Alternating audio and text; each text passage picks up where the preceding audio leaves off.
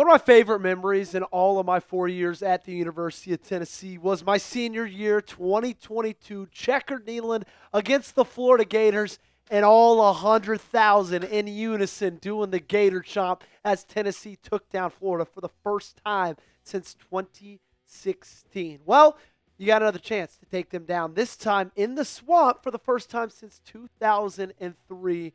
Right now, they're over under 57.5. Tennessee Volunteers at a 4.5-point favorites. Welcome in to Tennessee Football Talk, everybody. My name is Joey Petersen. We got a big show coming up for you guys. Number one, Tennessee gets a gift from the Florida Gators. I'll tell you what that is. And then we're going to give you a scouting report on the Florida Gators. And then last up, 5 keys to victory if Tennessee wants to walk away from the swamp with the dub. Before we get into the content, though, make sure you guys hit that subscribe button. And a lot of you think you are, but check.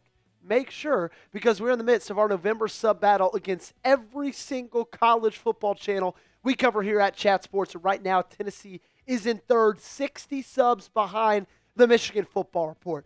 If you love college football, if you love the Tennessee Volunteers, and you hate every one of these schools, stole Savion Hyder, beat you this year, beat you in the playoffs, well, make sure to hit that sub button. So it has been a rough few weeks for DJ Lagway. Honestly, let's just call a spade a spade. It's been a rough 2025 season for DJ Lagway, but in his last 3 games played, he is 0 for 3, has a completion percentage under 60%. He's averaging 155.66 yards a game through the air. He's thrown 3 touchdown passes and 4 interceptions. And that's kind of just a micro view of pretty much how every single game has gone this season. He was benched in their 38-7 loss against Kentucky 2 weeks ago. Then he was named the starter for the game against Ole Miss. Played fine, obviously not fine enough to get them the win. And recently, there has been questions of him possibly being benched for the game against the Tennessee Volunteers. And multiple things have risen those questions. Number one, his health. He's been dealing with health issues for the entirety of this year. His recent play and the thoughts that, you know what, they're a couple weeks away from landing a new head coach. There's 2 weeks left in this football season for Florida. There's really not much to play for. Is it smarter for his future to just have him not play for the rest of this season? Well, the gift is interim head coach Billy Gonzalez is still rolling with DJ Lagway at the quarterback position. And let me tell you, ladies and gentlemen, I promise you that is a gift for Tennessee and Tennessee's defense. I'll tell you a little bit more about that and about why in just a second, but let's hear a little bit from the interim talking about making this decision and what he told DJ. Reset, refocus, continue to reset and refocus. I saw DJ sitting there in the locker room, and I sat down, put my arm around him, told him I loved him, told him, listen, this is just a minor thing. We got to continue to work through. Well, Billy, I agree that you got to continue to work through it, but I don't know if I agree that this is just a minor thing, because if you look at this year, man, it has just been a massive disappointment for DJ Lagway and basically the Florida Gators as a whole. His overall PFF grade is 63.6. That ranks him 253 out of 330 quarterbacks in all of FBS. His pass grade, 58.7. That makes him 297th out of 330 quarterbacks in all of FBS. So if you're thinking I'm crazy by saying it's a gift that you're getting to face him and that you're not getting to face the backup, I would strongly disagree. Now, I'm not saying that Gonzalez is making the wrong decision here. Like, I feel like if you or I were the interim head coach of the University of Florida, first off, we would all be throwing up intensely. Second off, I think we would make the same choice. But that doesn't mean that it's not a gift for the Tennessee Volunteers. He's a guy who turns the football over constantly. He is second in all of FBS in interceptions thrown with 13. And the thing about Tennessee is they struggled a little bit recently of forcing turnovers. Now, they haven't been just putting goose eggs in the turnover department, but they turned the ball over a little bit more in the beginning of the year. 2 interceptions against New Mexico State. That's trending in the right direction. Oklahoma, you got to pick. Kentucky, you got to pick. Took that thing for 6 as well. You're going to get your chances against DJ Lagway in Florida this weekend. I promise you. I'm setting the over-under at half an interception against Florida. You let me know down below in that comment section. Give me an over or give me an under. Weigh in with your answer. All right, let's scout the Florida Gators. The record is 3-7. They are 2-5 in the conference.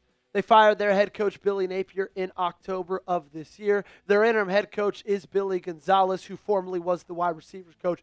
And their best win so far this season is a home win against the University of Texas. Their other conference win came against Mississippi State, but they've lost to LSU. They lost to Kentucky. They've lost to Ole Miss. They've lost to pretty much every single team they've played. And also, we can't forget about USF in the beginning of the season. I got 5 keys to victory coming up in just a second, but make sure that you guys go to chatsports.com/UTQZip and take advantage of this deal right now with Christmas just around the corner. I know you need to do some Christmas shopping.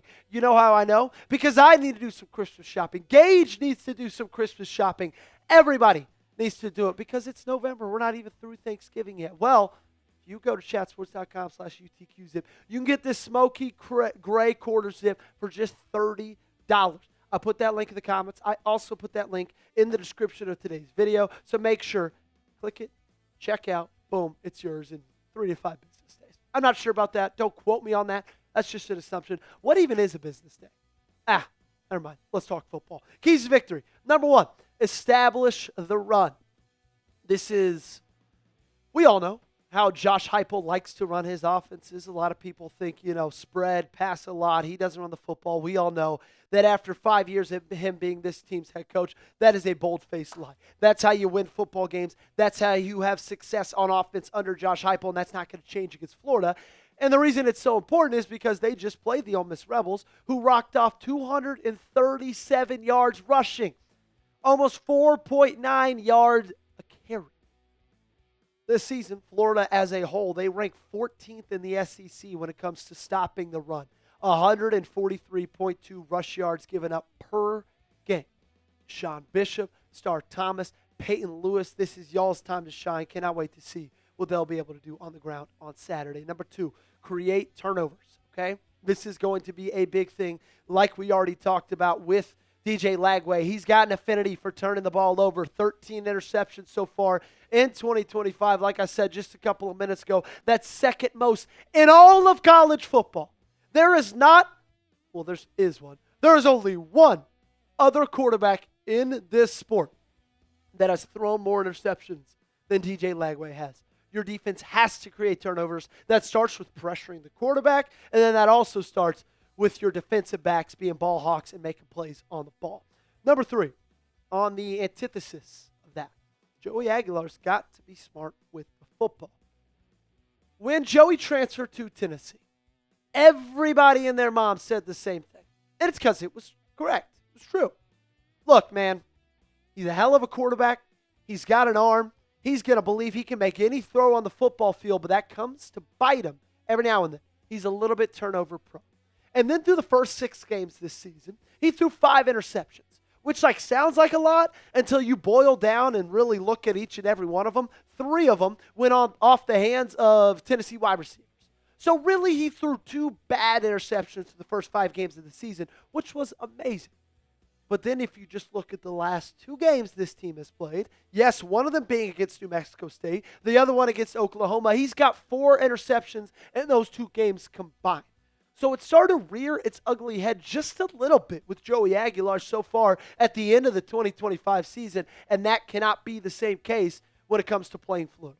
Because you're going to be able to get turnovers off of DJ Lagway. You just can't give the ball back. And think about that game against Oklahoma. Think about when the momentum changed. Think about them being able to make awesome plays late in that first half. It was because Joey Aguilar threw 2 really bad interceptions.